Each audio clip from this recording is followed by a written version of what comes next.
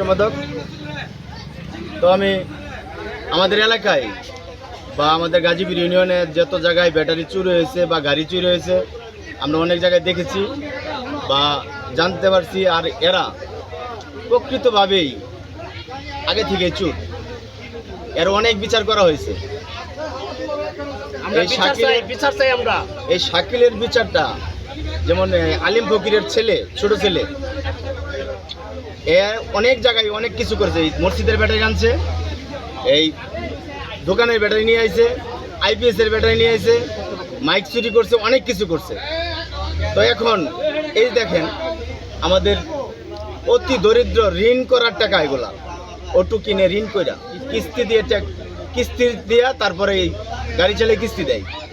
এখন এরা যদি ব্যাটারি নিয়ে যায়, গাড়ি নিয়ে যায়, এরা কি হয়, এরা অতি তাড়াতাড়ি মইরা জায়গা, যাতে এই ফ্যামিলিগুলো যাতে না মরে, এই চোরগুলা যাতে অতি তাড়াতাড়ি শাস্তি পায়, তার জন্য আমি আইনের কাছে আহ্বান জানাচ্ছি। এই বলে আমার কথা শেষ করছি। আসসালামু আলাইকুম।